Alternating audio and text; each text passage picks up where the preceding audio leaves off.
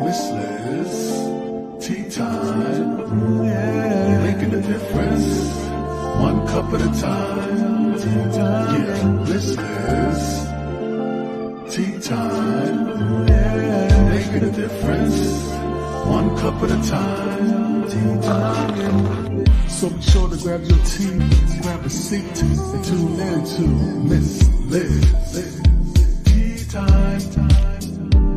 Making a difference, one cup at a time. Tea time, yeah. Tea time, time.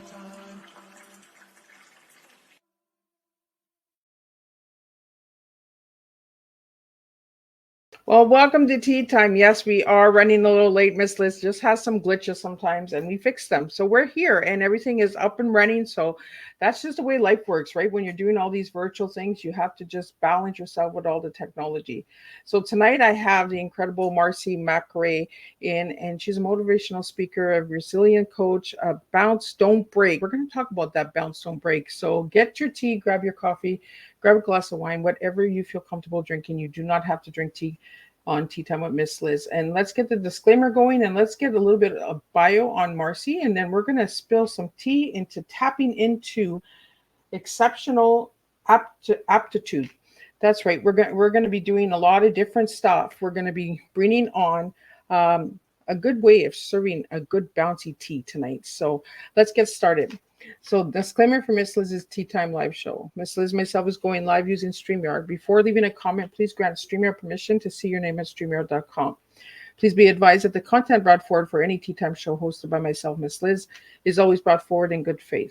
However, may bring forth dialogue and opinions that are not representative of my platform. The facts and information are perceived to be accurate at the given time of airing. All Tea Time guests and audience participants are responsible for using their good judgment in taking any action that may relate to the discussion. The content brought forward may include discussions for some where they may be emotionally at risk. It is significant to know that this show is engaging in discussion forums only to offer and inspire awareness and connection and is not providing therapeutical advice. If you have any questions about the disclaimer or the panelist discussion, you may freely contact me, Miss Liz, through my email at bookingmissliz@gmail.com. Moving forward, should you choose to voluntarily participate in tonight's show in any aspect, I myself, Miss Liz, welcomes you. And should you decide that this show is not made for you at this time, I respect those wishes and will see you at a later show at a later date and time. And again, all Tea Time shows are done at 3 and 7 p.m. Eastern Standard Time every Thursday. If you see a Monday or Tuesday show, it's a rescheduled tea time or a surprise tea time that Miss Liz is throwing in to keep you on your toes. So a little bit now on my guests. Marcie Macari is a published author, culinary instructor, and registered orthomolecular health practitioner. I'm going to get her to say the word because I don't want to butcher it. She has been helping people heal themselves ever since and coaching people to harness their resilience to overcome the challenges they face, to bounce, not break. Marcie is the author of Sheepbirds, a modern woman guidebook for an ancient rite of passage, and has been published in several magazines, including the VIVA, Compleat Mother, and Island's Child. Her stories and writing have appeared in Bearing Witness by Dr. Lisa Doran and Lisa Carson, as well as in several blogs. She is currently a re-emerging speaker with over 10,000 stages performance to her name and hundreds of workshops, presentations, and speeches under her pre-digital arrow belt. Marcie speaks on topics of importance to women, entrepreneurs, the LGBTQ community, welcoming congregations, and marginalized youths, all with a focus of resilience. Let me get Margie in here. Macy in here. Marcie. Macy, I don't know what's going on tonight. I can't talk. We're having technical issues. I think it was because I had a phone call come in. That's why I booted us off while we were going live. So I was just like, oh, okay. So, but I'm still going to send a report. But it's nice to have you here Thanks, after so many months of talking. Yeah, exactly. Well, we've been talking to each other for a couple months back and forth. So Mm-hmm. now I get to have you at my table and we get to share your story. So, Marcie, I want to get into who you were as a little girl and who you are now as a grown woman. Oh, that's an interesting way to start. Also, before we get any further, it's Marcie Macari, and it's orthomolecular. Just it's a long word, but people have a hard time with it. But it just means right molecule for right disease. So I help Oh, people heal themselves using food and nutrition. So that's what oh well, orthomolecular. look at that. I just learned something new. Look at that. There you go. I knew I said I'm gonna leave it to my guests because I don't like to butcher things. I don't like to Hard one. disrespect anybody, but when I can't say something, I'm just like, I'm not doing The it. majority of people that interview me ask me, they like rehearse it before we get on camera because they're like, "What is this word?" But that's okay. So, who was I as a little girl?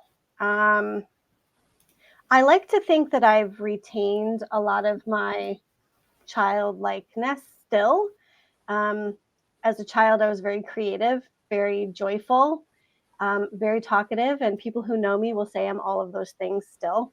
Um, I deeply loved connection with people. I still do. I think I'm wiser now, a little less naive. Been through the ringer a few times, so I have some lessons under my belt. But I like to think that my heart is the same, and that my desire to give back. I've always been I always wanted to be a missionary. I always wanted to help save animals. I was always, that girl. So I think I still have that sort of nugget still in me. Well, and as a little girl, you wanted to be a missionary, and you're a speaker, you're a motivational speaker, and a resilient coach. So, when you hear the word resilience, Macy, what comes to mind for you? So resilience for me means that when we fall, we don't stay at the bottom. We actually bounce up. And what I try to help people do is there's ways you can harness that fall, so that you can actually leverage it to bounce higher. So where you're going, you can kind of project yourself into the next phase. I think resilience is about um, learning from where we've been. Everybody likes to say that everything happens for a reason. I think that's a bunch of hogwash.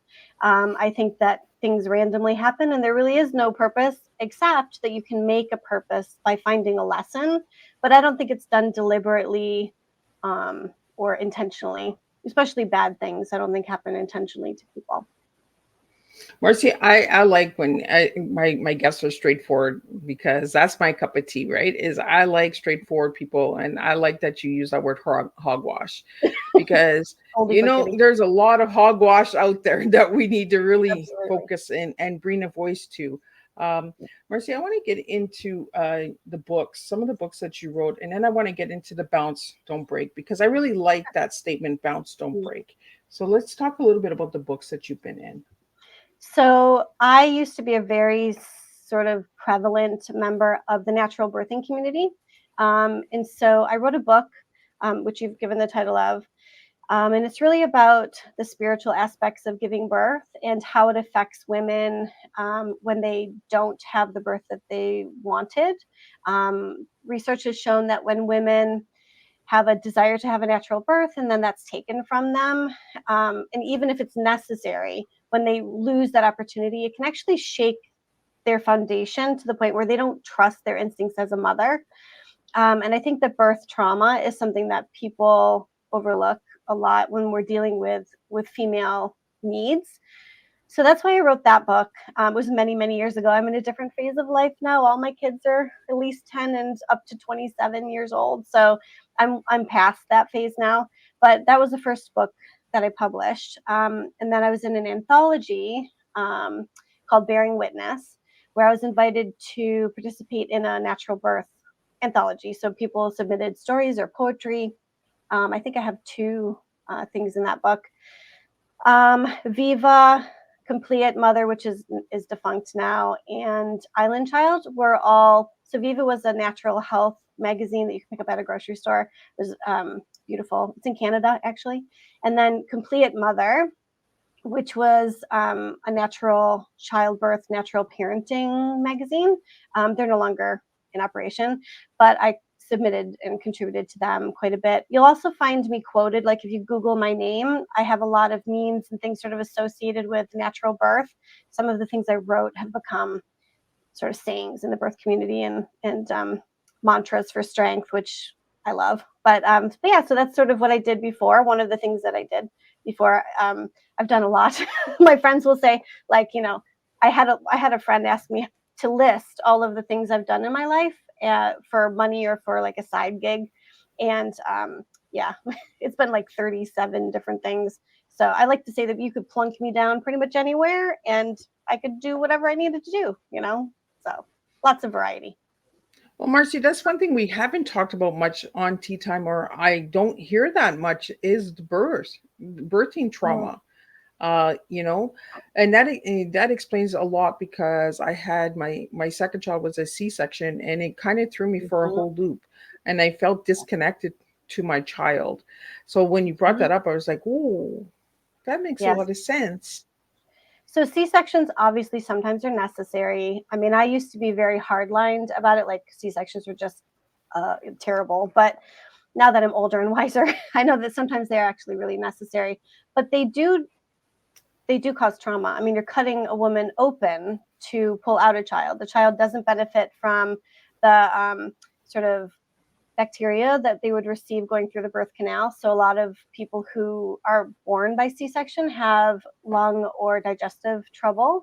And the women who are recovering from this very major surgery are often treated like they should just be up and moving. And what is their big problem? They have a healthy child, but attending to the needs of the mother after the birth that has been traumatic is super important. I think it not only can cause a disconnect between you and your child, but it can also cause a disconnect between yourself and your body. So Oh, you can struggle with connecting to your sexual sensual self as a woman. You can have a disconnect between sort of your confidence in your body, even being able to read and plug into your body. So C-sections are very traumatic, even if they're necessary, and I'd love to see more work in supporting women after. So yeah. I think we need more conversations on this, because as we're Mhm. talking about this tonight, I'm like sitting here as a mom who had two C-sections, and Mhm. I struggled with them, and this makes a lot of sense, but there's Yeah. no I haven't heard of any support groups or anything like that that work with birth trauma. Have you? So there are some, but they're not very mainstream because the philosophy is sort of like, I guess it's sort of an unspoken philosophy, is that if you talk about how your C-section was traumatic or difficult or painful or something you have to actually heal from emotionally, mentally, whatever, um, that you're sort of denying the fact that you have a healthy baby. And that's usually the focus. Like, why are you complaining? Why are you having issues with this when you have this baby who's healthy and happy, and you should just be grateful, right? Yeah. And it really silences women. So yes, there are support groups. Some of the life coaching that I've done in the past has been centered around C-section trauma recovery and birth trauma recovery. I never had a C-section. I had 4 children. I never had a C-section. I'm very grateful for that. However, with my first baby, she was born in South Africa, and I hope this isn't TMI for your show, but No, they no, we go deep because we serve gave, tea, and tea is deep. okay, awesome. They gave me a 3rd degree episiotomy without any pain medication and without consent. So they basically cut me front to back. And the healing from that was very difficult. And my baby was only 5 pounds, 12 ounces. So there should have been 0 reason for an episiotomy. But it was standard procedure in South Africa that every mother received this without any pain meds. So that was traumatic for me, and it took me a little while to recover from that. And so that's why I wrote the book, because I really felt I've always really held the concept of a rite of passage to be very significant in my life. And I feel like North America really misses out on that a lot. We don't Yeah. really have a lot of things that we do to celebrate moving into a new phase, to sort of challenge us and feel really proud of our accomplishment. And I think that we miss out on something from that. There's a lot of benefits to feeling accomplished in that way. So that's why your friends will randomly say, hey, I jumped out of an airplane. They didn't jump out of an airplane because they wanted to jump out of an airplane. They jumped out of an airplane because they wanted the sort of the adrenaline rush, and they wanted to be able to have bragging rights, right? We all need a bragging right. And so everybody needs a brag. we all do. And so I think that establishing rites of passage, you'll see like fire walking opportunities in North America now coming up. There's a lot of other things that people do to create rites of passage for themselves. And so that's why I wrote the book, that birth is really a rite of passage. And when that is usurped by medical intervention or necessity, the loss of that can be significant. So. Well, and we're going to be bouncing and not breaking. Don't break tonight. We're going to take it all first. So I want to just take it back a little bit, Marcie. I want to go back to South America. Were you born and raised in South America? Southern? No, South Africa. No, I actually went there as a missionary. And then I came out of the closet and I was dumped by the ministry in South Africa. And so I was actually there for a little longer than I anticipated. But it's a beautiful country. I love the people. But I was there for a little over 5 years. So yeah, I loved it. So I want to get into some of the comments that we're getting on Instagram. I can't get them into the studio, but I'm just going to read them out. We have Torzine, who was also a Teatime guest in season 1. He says, this is very educational. Thanks for sharing this important information. Then we have Exceptional Joy, Nancy Nance, who was also a Teatime guest. She's here and she's saying, thank you for sharing this important discussion. And Conquering Fear is fabulous. And in Torzine, what supportive measures can a partner provide to his woman during this period is a question for you. I'm assuming they mean post-birth would be my guess. Do you think that that's what they're referring to? So I think so. The most important thing, I think, for a woman who has just given birth is that the community around her honors her and the journey that she's taken, rather than just automatically focusing on the baby. Because while the baby is sort of inside the mom, everybody's focused sort of on the mom, right? It's like, oh, you glow, you're beautiful. Let me rub your feet. Let me rub your shoulders. But as soon as the baby comes, the mom becomes invisible. And if she's dealing with birth trauma on top of that, it can be really difficult. I know that there's it's pretty new to me. I mean, it's probably been around for a while, but I know this thing about push presents is sort of a thing now, where after you give birth, your partner's supposed to give you a gift. And it's usually a significant gift. And I think it's poorly done, but I think it is a way, it's like a way our culture is trying to honor the mom. I think more helpful would be just like gathering around the mother and supporting her with meals she doesn't have to cook and laundry she doesn't have to do. And, looking at her, talking to her, how is she doing? I think it's really important to not pass over the mom when she's just given birth. And I've never heard of this post present. I'm learning so much. I'm learning so much tonight. And my guests and listeners are so much as well.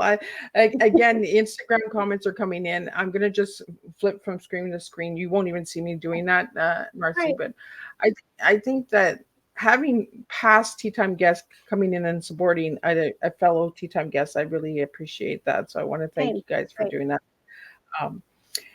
I want to get into the bounce, don't break, because I like that statement. But what does it mean, bounce, don't break? So when I was actually coming up with a name for my business, I actually started with the concept of you are not a vase, you are a ball. You are not porcelain, you are rubber. Like I was trying to come up with a concept that said, just because you fall doesn't mean you shatter, right? That's just the beginning of the next step, which is the bounce. So bounce don't break simply means that you fall, you hit bottom, but you don't stop there. That's just the jumping off point, the bouncing point, right? So that's how I came up with that. When I seen that statement, when you sent me your information, Marcie, mm-hmm. I thought of these little rubber balls, the little rubber balls we played with in the 80s, and we just bounced and they did boom, boom, boom, boom, boom, all over. Yeah. That's what I thought of when it said bounce, don't break, because you throw the ball doesn't break. It just bounces. Yeah, right? That's absolutely correct. So that's kind of like how life is, right? It can be. And I think that one of the things that I'm working to do is to help particularly women be able to harness that bounce and direct themselves somewhere. So it's not sort of chaotic and just going everywhere. So there are some tips and things that I give people in my coaching and in the speaking that I do that will help people to realize they're in a fall and then be able to harness it to go in the direction they would like to go rather than just hoping they land somewhere good, right? Well, especially when we hear the fall part, right? We always think when we fall, we're going to break. And it's like you Right. said, we don't need to break all the time. We can Right. fall and still get up. We don't have to Yeah. have that crack in us. You know, sometimes Exactly. when you drop a cup or something or a plate, it doesn't break. Correct. And It also, depends on the fall, right? if you think of the ball when it hits the ground, have you ever watched a ball hit the ground in slow motion? So it kind of flattens out a little bit, and there's a pause, there's a quiet, there's a hush before the next phase, which is the jumping, the bouncing up, and the expanding again to be able to propel itself somewhere.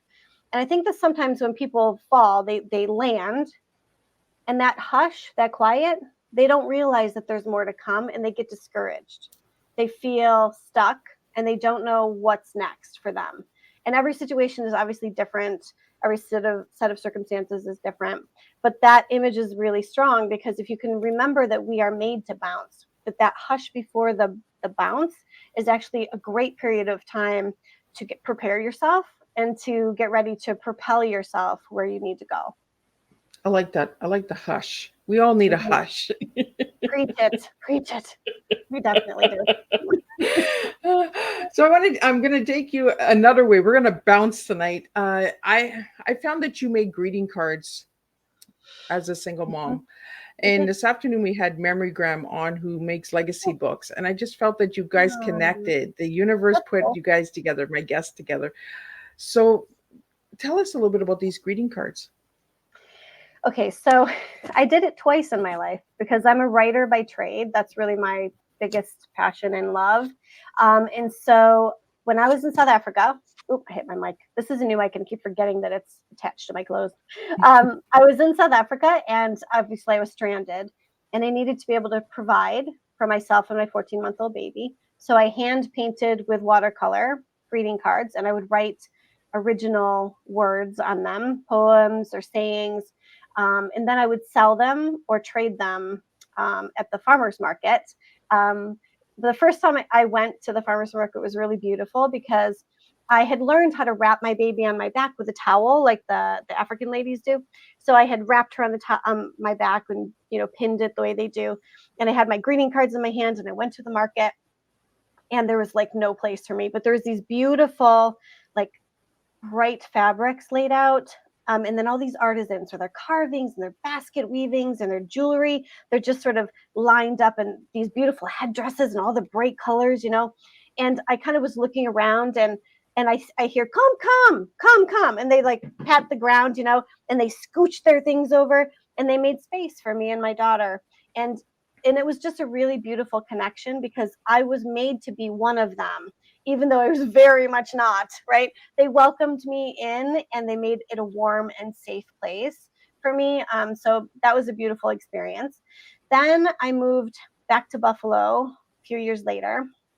I'm in New York, Buffalo, New York.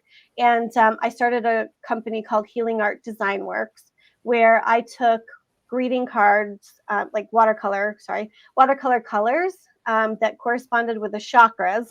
And then on the color wheel, an artist color wheel, I would take the opposite color for the chakra color. And I would paint with both of those colors in different patterns and kind of movement on the paper. And they were intended to be meditation cards to balance your chakra energy. So it was actually quite well liked, and it did very well for a while. And then I just moved on to something else. I'm a bit of a bumblebee. I flit. So yeah, so, so I You're the didn't stay bouncy there girl, long. right? I am, yeah, for sure. And for the listeners out there and the audience that's listening, and we're getting a couple more comments, so I just want to share them with you about Nancy Nance has said, Mama care is very important after birth. Love and support reduces postpartum.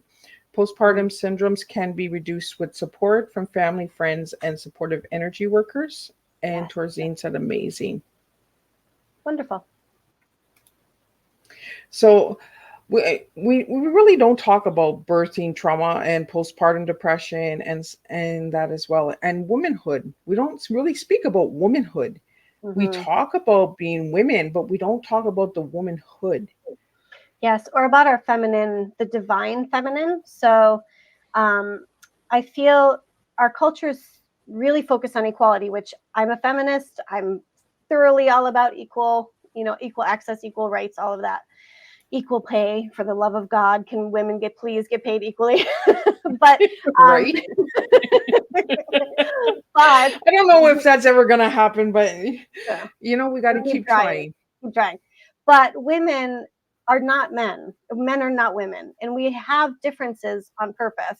And I feel like a lot of the gifts and the beautiful things that women bring to the world are often overlooked, because we're trying so hard to be equal, that we start to emulate masculine traits. We start to think that if we're going to be a boss babe, we have to be rough and like unmoving and like non-negotiating, and but female energy is actually a welcoming energy. So the best way for us to harness our energy is to make space, for welcoming people in and for calling them into our plan, our energy, our vision, rather than trying to force them. Right? It's better to like, seduce, so to speak. Yeah.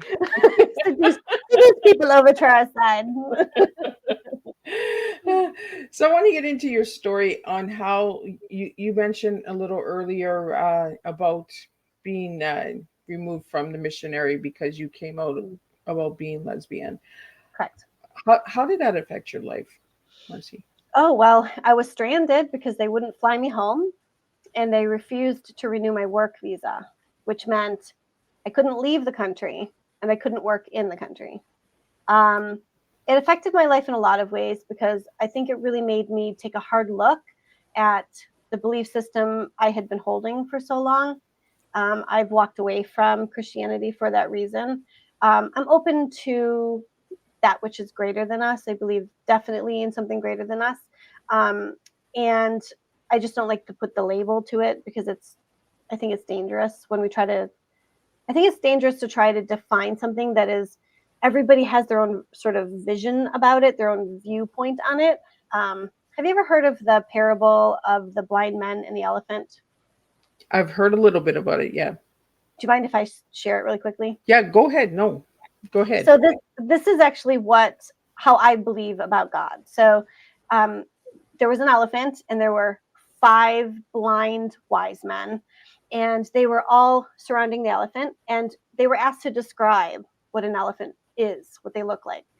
And one man said, "Oh, they're long and wavy and thin, and they move like butterfly wings," right? Then another one said, "No, no, no, no, it's short and it's kind of whippy and has a little bit of a furry thing at the end." And no, an elephant is actually very long and very wrinkly. Like they all had their own version of Yep. the description of the elephant, because you can only access a part of something that's so big, right? And that's sort of how I feel about God or anything really spiritual. I think that every kind of religion, every belief system, and every human, we have our own little portion, which is true. It is a truth, but it isn't the whole truth. And we can't know the whole truth because we're not intended to.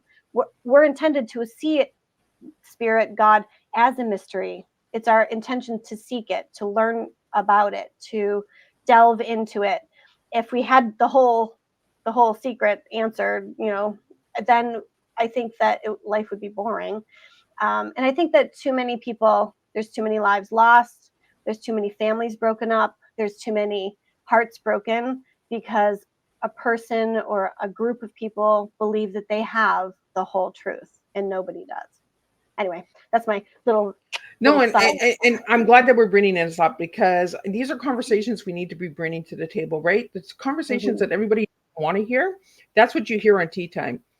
Miss Liz brings those conversations to the I love table, that. because we need these real and raw conversations of the, Yeah.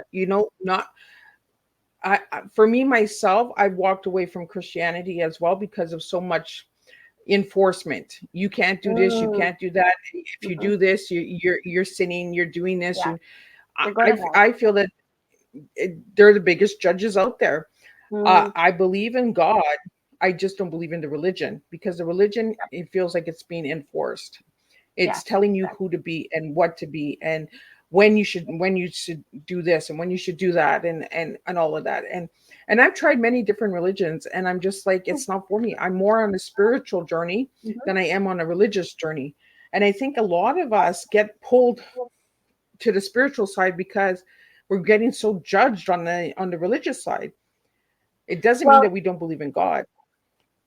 creativity and the multidimensional aspects of us being human, we can't really thrive in an environment that is so like rigid, right? We Yeah. need something that is expansive and will move with us. Otherwise, we have to break out of that mold and move into something else.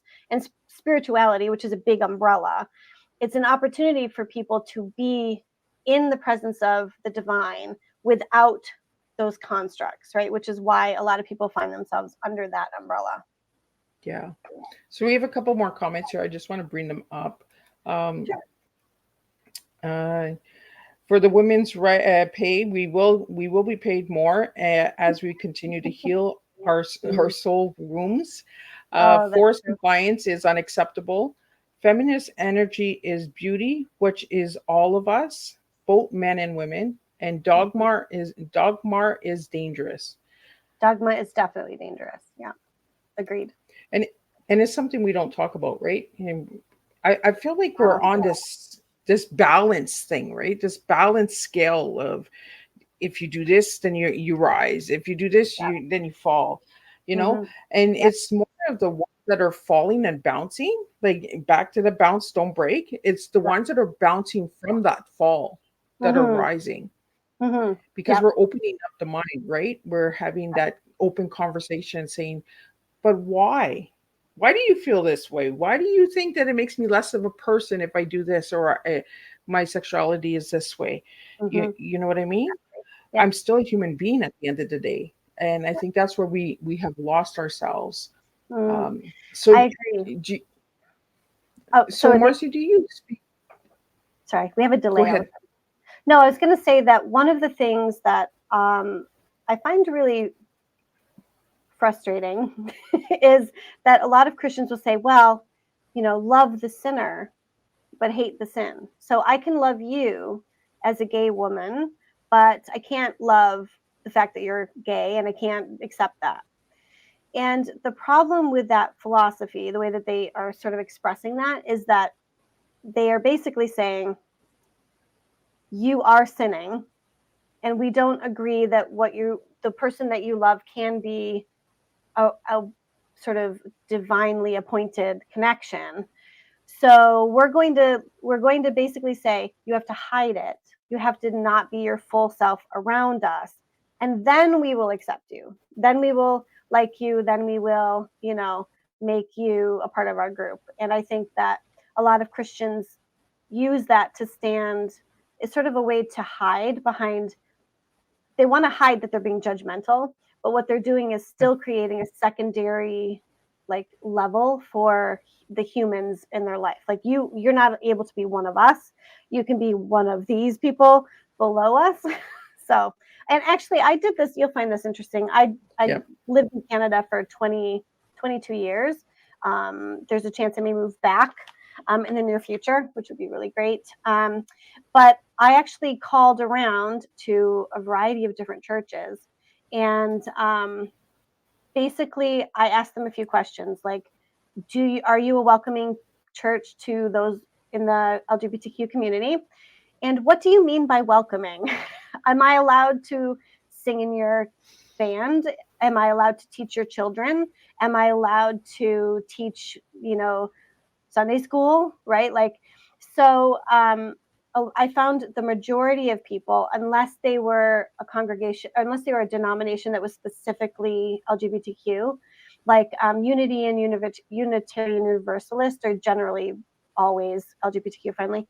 And UCC a lot are too, but a lot of other denominations will say, yes, oh no, everybody's welcome, but you can't practice homosexuality. You either have to be celibate, or if you have a partner, then you're not allowed to participate in the life of the church. So it was a very interesting and eye-opening exercise for me. Yeah, really eye-opening as well. And we're bouncing all over tonight. And it just goes with bounce, don't break. So let's get into the bounce, don't break, because you just opened up a new group just before we went. It's a couple of days old, so let's talk about that a little bit, and let's get that group out there for anybody that's interested in joining it. Sure. So, sorry, I have a hair in my mouth. It's a Facebook group, and I forgot the entire title. I think it's Resilient Women Learning to Be Resilient or something like that. And but you can find it under Bounce Don't Break on Facebook. It's listed on the Bounce Don't Break page. It's brand new, like literally 2 days, so it has very few people, if any, and so it's new. But my intention for that group is that when you come to join, you have to enter your email, and I'll be giving everybody who joins a free little something, and then I'll be actually interacting with the people in my group, offering them discounts on courses that I'll be putting out, telling them where I'm speaking if they'd like to come. When my book is ready to publish, they'll be able to purchase, early copies, those kinds of perks and things. So it'll be a great group for people to join. So is this group open only to women, or is it open to It's only open to women because that's the group that I'm focusing on. And men are great in their own way, but I really have a heart for helping women to be resilient. And so that's where my focus is. Well, and that's okay, right? We have groups for men, we have groups for women. Sometimes we don't need to be together. We need our own space in order to open up, and sometimes the mixing and matching kind of blocks people from opening up. Yes. And I'm going to go into your T now, tapping into our real selves. When we mix and match, sometimes we don't tap into our full potential. So I want to get into your T because you gave me tapping into, and I think that's really cool because I've never had the tapping into, and I like when my guests kind of throw. So let's talk about that tapping into for a bit. So I think it was tapping into extraordinary aptitude. Is that what I chose for my T? Yes. Okay. So really it's about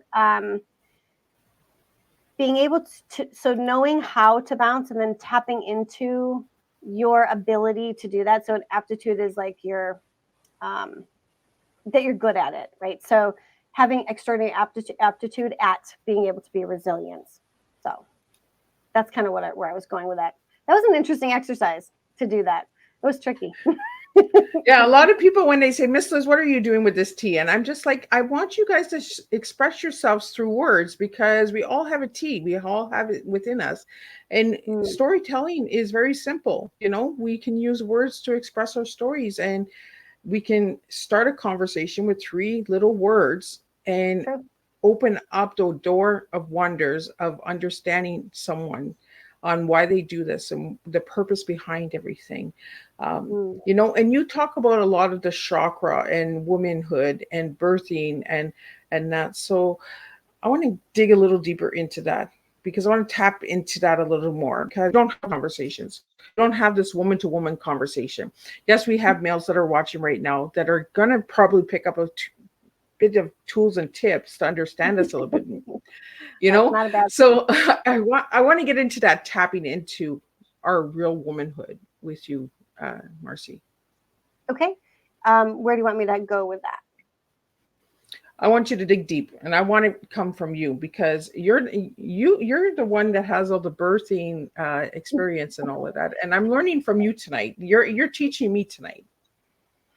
So again, the birthing community work that I did was more than 20 years ago. So it's not really a part of what I'm doing currently, but I do sort of retain the belief about women's strength, feminine energy being necessary to the healing of the world. I believe that women have a divine purpose, and that a lot of, especially the younger generations, have lost sight of the beauty and the strength that can be found in femininity. I feel like there's a lot of women who are lost right now because feminism has done us a bit of a disservice in some ways, in that, you know, we have been told that to be feminine means that we have to look a certain way or behave a certain way, and that those who don't fit into that box are therefore not female or not feminine. And in the LGBTQ community, you'll see a wide range of feminine energy expressed. Some are, you know, a balance between masculine and feminine, but they're still women. Some are very feminine. You know, I consider myself a high femme, which means I'm the girliest of girls, and I love that. I used to be more tomboyish when I was younger, but I feel really comfortable where I am now. And I think that some of the things that are happening to women, the increase in deaths by male partners, the like sexual assault increases, the domestic violence increases.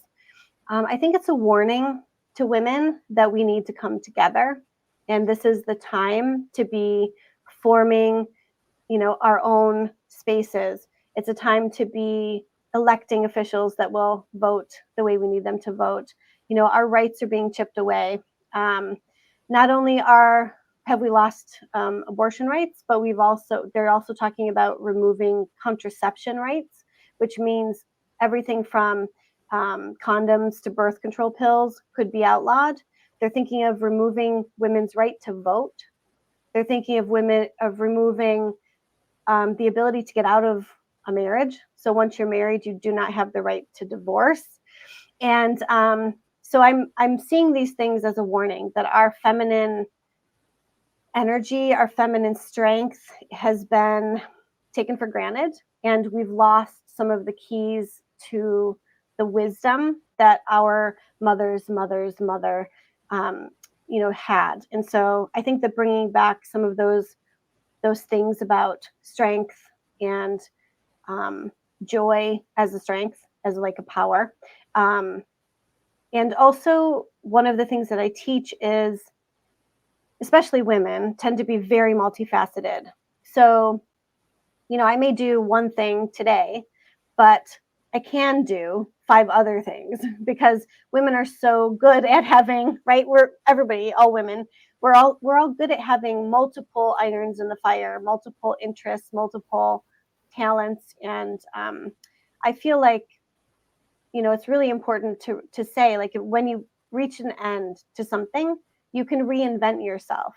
It's never too late to start over. It's never too late to be a different version of yourself, and it doesn't make you flaky or unable to commit.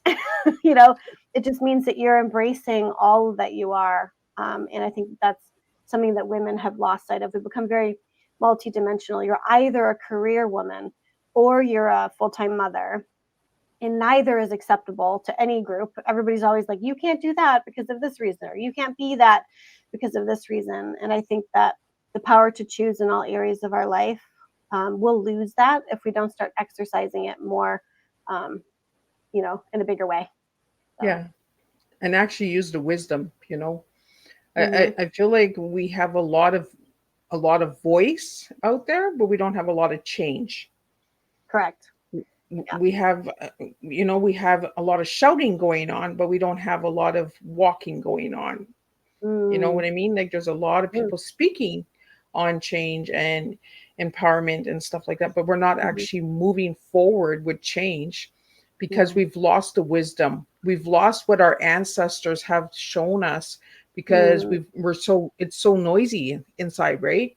it is. You're in this box, you're in that box, you're in that box, we're being put into all these different boxes that we're losing the wisdom of who we are as a woman.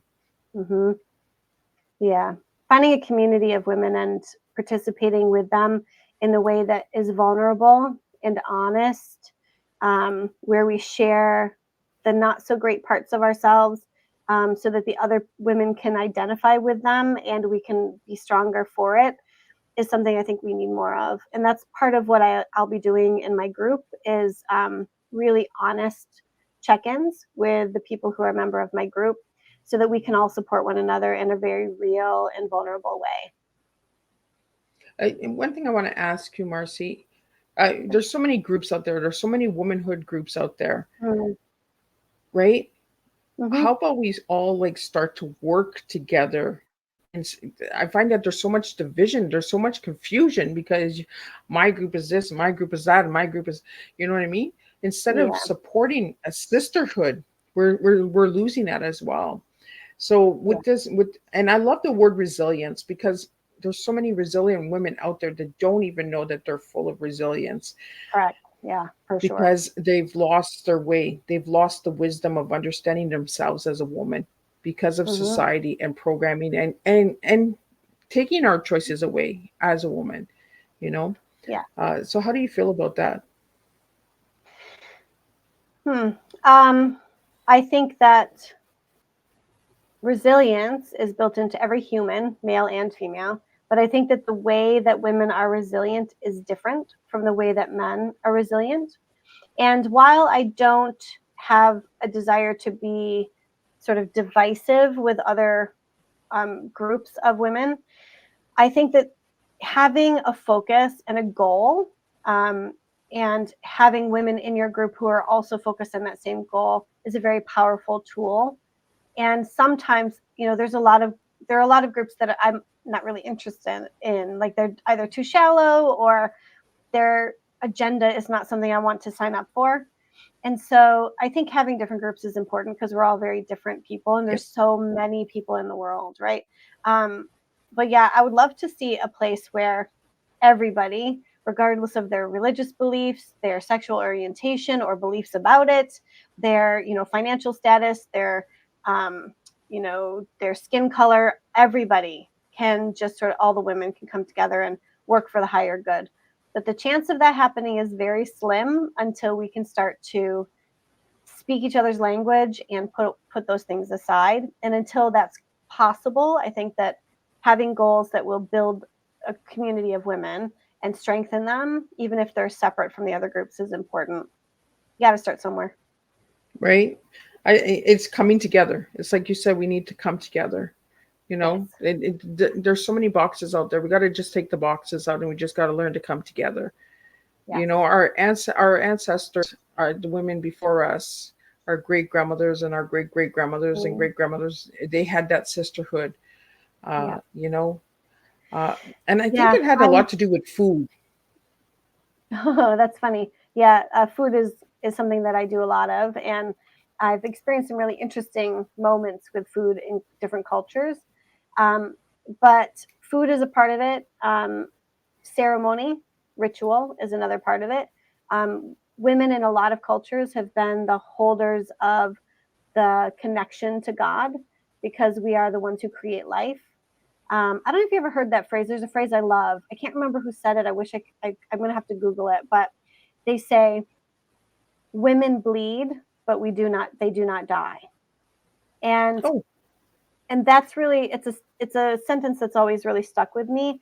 I mean, we understand scientifically why we're bleeding, but I do think it's very interesting that women are we give off blood every month, and it doesn't weaken us and it doesn't make us die. And I think that's kind of a really interesting concept. We really are resilient even month to month, and I think that sort of is proof that we're designed to be resilient in a different way than men are. I'm kind of glad that you went in that door and opened that door up because menstrual cycle for a woman it's strength. It is. We lose Yep. this blood, you know, uh, Hmm. but society has put the stigma on menstrual, especially in Oh, some cultures. It is looked down on, of course. uh, so what message do you have for the women out there that are going through those experiences where, they're told they're less of a woman because they're bleeding or Well, I mean, that's just ridiculous. If they're not, if it's kind of like, it's not only about the menstrual blood, it's about women's bodies, right? Because if we can shame 11, 12, 13-year-old girls into being ashamed of what is a natural part of feminine, their femininity, we can keep them from fully expressing themselves as women. So I think that, like, I've have my daughter has not yet reached age of menstruation yet, but when she does, I'll be putting together a moon box for her with a bunch of different kinds of products and celebrating her coming into womanhood. When my oldest daughter started her menses, we did a ceremony for her, and she got a goddess name, and she got celebrated by all the women in the family, and I'd like to do something similar for my young daughter. I think that's really incredible what you just said, because we don't celebrate the girls, in Yep. today's society. We're just like, here's your pad, put it on. Like, Yeah. uh, Yeah. for me, I started very young because of sexual abuse. I started at the age of 7. So Mm. I honestly thought I was dying. I wasn't prepared at all. There was no conversation. Nobody else at that age was having menstrual cycles. So Mm. so there was a lot of trauma there. There was a lot of fear. Yeah. Um, Your body was so trying to how can we hush it out. right? And how can we close the fear through menstrual cycle? Because there's a lot of fear on menstrual cycle. I mean, obviously, basic education is important. If a girl understands what's happening with her body, that really helps. But I think as far as the shame, which is a different kind of fear, I think that um, helping them to understand that without it, we cannot be the bearers of life. And I think that that's a really important aspect for them to realize it's a good thing, like it's a positive. It might be an inconvenient positive, but it is absolutely a positive thing. And with all of the different menstrual products available now, finding something that feels good for the person is really easy. I mean, there's so many options. We have a wide variety now, so that's really good too. Well, I want to get into, before we wrap it up, because we're almost done here almost at the hour here. I want to get into the colors, because chakra has color, menstrual cycle Oh has God, I don't color, even remember. I don't womanhood remember what. has color, right? All different colors and energies. So I want to get into the colors that you gave me, because I asked you what your favorite colors were, and you gave Sure. me teal and blue. So Hmm. why those two colors? Because they remind me of peacock feathers, and peacock feathers are my favorite bird. So um, I love the way that a peacock can seem so demure, and then all of a sudden they have this beautiful plumage, right? Like, I think that it just reminds me that nature is full of wonder and beauty, and I don't know, I just have always loved peacocks. And I think too, those colors speak to like water, they speak to sky, like they just feel like nature to me, those colors. I don't know, they always have. They've been my favorite colors for since I was probably 6. Like I just always loved them. I wear them a lot. I do a lot of decorating with them in my house. Yeah, I feel really good with them. Well, and I see a blue in the back here. I see a blue Yeah, curtain. So my curtain. Yeah, exactly. so what message would you have for all the ladies out there tonight? I think that we've bounced around a lot, as you said, but I think that if I was going to just sort of bring it back to where I am today and the work that I'm doing today, I would say that um, as we all have different challenges, whether it's health or relationship or finances or employment, um, we can choose to let those things keep us from moving forward, or we can choose to harness the difficulties and learn to bounce higher. I would encourage women to connect with me if they're looking for tips on how to be resilient, and to really trust that those things are innately a part of who we are as women. And my job is to really help you tap into it, because it's been there all along, and that it's never too late to start over. Well, I really, really appreciate this conversation. And we did bounce around, Really and did. bounce don't break. I think it was a perfect night to do it, right? Because we had that bounce don't break, and we threw a lot of bouncy balls out there with a lot of education out there and a lot of information out there, you know. Yeah. And I think that sometimes we need that education, we need that open conversation, and we need to dig a little deeper. We need to tap into ourselves. Mhm. So, I have a question here from a viewer, and they want to know what your favorite chakra color is. My favorite chakra color. Mm, well, I'm a real fan of the root chakra, and I believe that's red. But it's been a long time since I've done that work, so I'm not not even entirely sure. But yeah, I think that the root chakra, which would be the base of our spine, it's where all of our kundalini energy is. So all of our sensual, powerful, like money energy, all of the power centers come from our chakra, or from our base chakra or root chakra. So I think that that's probably the place that I would start, being something that I enjoy focusing on. Well, and I think the root is like the motherhood, right? The womanhood. Yep, right around Yeah. your womb area. Creativity, life, birth, Yeah. money, sex, yeah, all of it. All the good stuff is Which there. makes a lot of sense. Yeah.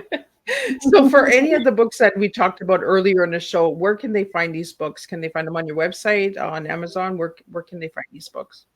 So She Births is on Amazon. The book that I'm working on now is not yet totally sure of a title, but it's coming. And that book will be hopefully released by the end of the summer. That's my goal, is to have it written and ready to go. And being a part of my page or my group is the best way to see that announcement when it's ready. So, and Marcie, do you want to just share your website and spell it out for all the audio listeners so they can check you out? Sure. It's bouncedon'tbreak.com. So it's www.bounce, BOUNCE, don't, without an apostrophe, and then break, BREAK.com. Awesome. And I really had an enjoyable time sitting and talking with you. We Thanks. need these woman to woman conversations. And Mhm. sometimes glitches is just like womanhood, right? Just like motherhood. We have these ups and downs. We go, in and out. So I really want to just thank you. I think the good old universe is just playing and seeing how far we would really take the tea time and go deep in that. So I really want to just thank you. And before we wrap up, I just want to quickly talk about food just before we wrap up. So you work with food, right? And you said the ceremonies and food. So what ceremonies and food can we bring into our lives to tap into our womanhood a little bit more? So, no, I think our lines got a little bit crossed. So, I'm an orthomolecular health practitioner. So, I help people heal themselves using nutrition and like supplements and food, basically. But as far as food, like I actually teach people with developmental disabilities how to cook. And I used to be a personal chef, and I owned a bakery that was gluten-free, sugar-free for a really long time. And so I've always been in food, but I was just speaking about experiences I've had in South Africa in different like cultural settings. The food experiences were very different than North America. So that's a lot of different stories, but we'll have to do that another time. Yeah.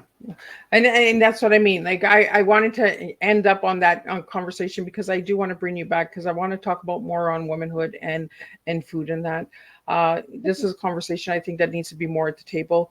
We have a lot of Yeah. people that are engaging in the conversation tonight and they're asking for more. So that's why I pushed that last question out there.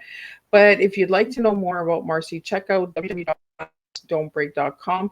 If you'd like to see Marcie's Tea Time, you go to Miss Liz's website at www.misslizsteatime.com. And we'll be back here next Thursday, same time, same place, serving 2 teas. But before Thursday comes, on the 22nd, we're going to have a returning guest that's coming back. He has a new book coming out. So Markland J. Johnson will be joining us, and he'll be sharing about his book as well. So we'll be talking about racism and all of that stuff. So Miss Liz touches on those hard topics that need to be touched on. So until then, I want to wish everybody a good weekend. Stay safe and have conversations like these, because I think they're deeply important to have them. You don't need a tea time to talk about them. Let's just pour the tea wherever we are, and let's have some good old woman conversations going on. So again, I'll see everybody on the 22nd, and then on the 24th, I believe it is, or 25th for the last 2. And we'll be talking about Parkinson's on the 25th, and we're going to be talking about the IGNA series, where we have Charles and Roxy joining us back for the second time. So lots of persons, so join us, Liz, for all of those on Thursday.